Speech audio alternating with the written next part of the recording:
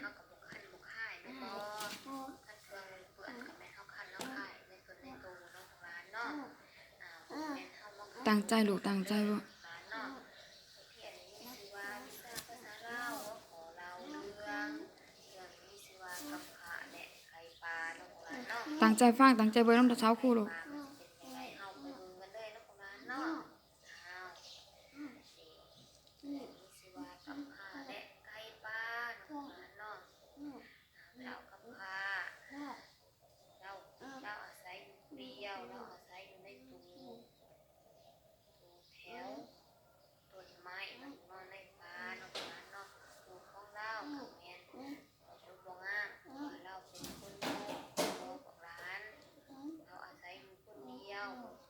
พ่อแม่ตายป้าหมดนี่ทุกมื้อตื่นเช้าขึ้นมาเราจะย่างไปหาหลอกขอเขานำชาวบ้านบางคนอีดุลอีทุกตนสงสารกำพร้าบางคนเขาก็ให้เขาร้านเนาะบางคนเขาก็บ่ให้บางคนเขาก็ให้เขาสารให้กำพร้าเนาะนี่กลับมาเฮือนเรามาเห็นเขาของเราความอยู่เนาะเขาของเรากับแย่ตาเจ้าตาเพื่อนของเราเนาะเนาะวันนี้เราก็เก็บเขานี่เขาในเนี่ยเขาในกับตาของเราเนาะของเราเนาะแล้วก็นั่งเก็บเขาเก็บไปเก็บมาเขาลูกน้อยถอยลงเราคิดในใจว่ามันต้องมีหยังมากินของเราเนาะของเราเนาะเป้าคิดจริงมาเราก็เจาะบึงว่ามีตู้ยังเขาไปกินเขาของเราเนาะของเราเนาะพอดีเรามาเจาะบึงเห็นไก่ป่าตัวหนึ่งกำลังเดินย่างเขามาต่อกินเขาเราบัดนี้เราก็เลยปุ๊บจับไก่ป่าตัวนั้นว่าเจ้านี่เนาะมากินเขาคอยเห็นคอยสิต้มเจ้ากินเจ้าฮู้บ่ซ้ำคอยสิขอเขาไล่มาบ่แม่นของคอยเจ้านี่มาลากินเขาของคอยเขาคอยก็หมดลงหลายแล้วบาดนี้แล้วคอยสิต้มเจ้ากิน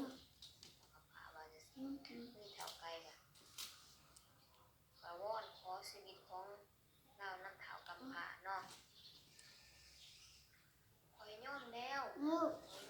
คอยสิบ่กินข้าวเจ้ารอคันเจ้าปล่อยคอยสิ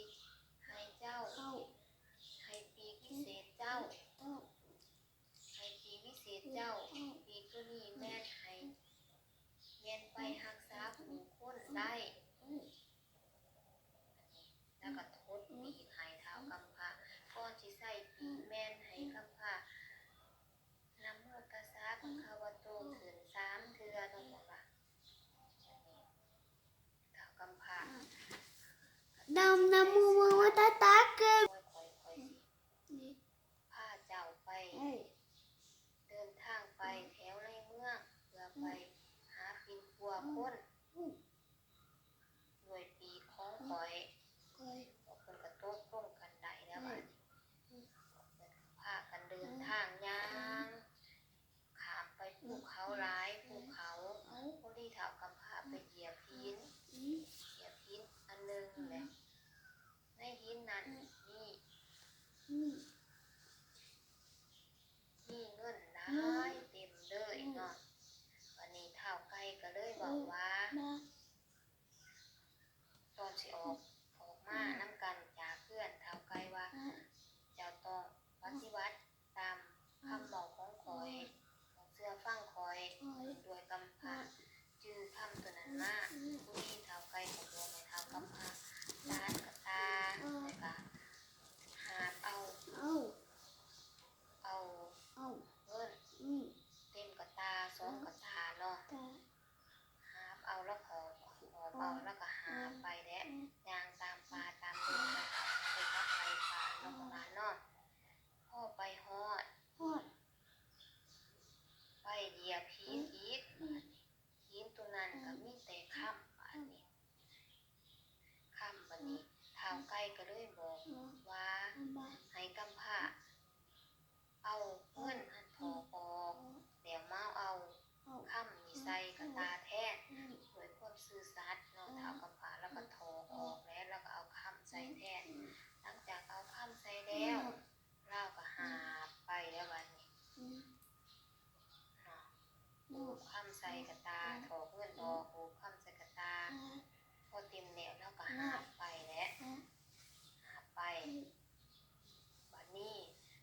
ดีไปเห็นเขากวางเขากวางผู้ดีเท้าไก่ก็เลยบอกให้เท้าคำพาปุ้งหาบข้ามฟ้าไว้แล้วเอาเขากวางเกิดความซื่อสัตย์เท้าคำพากับปุ้งหาบข้ามเมียเนาะแต่กันยางคือเขากวางไปแล้วอันยางบ่สนใจเลยว่ามีให้เงินให้คือหาบให้เงินให้หาเงินหาข้ามมาเนาะแล้วก็คือเขากวางยางไปแล้วเพราะว่ารักษาคำสัญญาที่บอกไว้กับไก่เนาะของร้านเนาะซื้อไปพ่อไปหอดท้องน้ำแห่งนั้นไก่ก็เลยเอาให้เท้าคำพาเอาเขากวางไหลไปตามแม่น้ำ ยับเขาหนูยับเขา ปลามันไหลไปเลยวันนี้เท้าคำพา Oh, que bien pegada, muy puta. Que มีปัญญาซื้อว่าซื้อหาหลานแต่ลูกสาวเล่าซื้อซูมาดีแม่นมันเขาเป่าพ่อว่าอยากไปขอร้อยหนังลิ้นอยู่ตามแคมห้องน้ำพอดีพ่อก็อนุญาตให้ไปกับคนหับใส่แล้วนอนแล้วก็พากันไปย่างไปแล้วบัดนี้ด้วยความมวลชื่น bien. นี่พี่เลี้ยงเบิ่งกันเบิ่งอยู่เทิงพ่อลอยไปลอยมาบัดนี้เขากวางตัวนี้ก็เลยมาตำใส่หัวเล่าเขากวางตัวนี้มาตำใส่หัวเล่าบัดนี้ก็กลับเมื่อเพื่อนบัดนี้นางก็ลงป่วยเจ็บหัวพญาสิหราชเอาหมอผู้ดีที่สุดมาปัวลูกสาวเล่าปัวจังไรก็บกฟื้นขึ้นมาพอดีบัดนี้พญาสิหราชก็เลยประกาศหาว่าขั้นผู้ไรปัวลูกสาวเล่าไรเราจะยกเมืองธิดาษเมืองยิสุราชแล้วก็ลูกสาวผู้มาดีมอบให้เป็นเมียแล้วก็เป็นผู้ปกครองของเมืองลาวเนาะไปต้นเท้าคำพาได้ยินกับเขาพญายิสุราชเขาบอกว่าลาวสามารถรักษาดูกสาวของเล่าของพญาไรเขาไปเอากับไก่แดงเขาเอาพญาขี่ไก่น้ำเนาะอันนี้พญาค่ะอนุญาตให้เท้าคำพาเป็นตัวดูกเล่าหลังจากเล่านับน้ำโมกถึง3 บาทเล่าค่ะเอา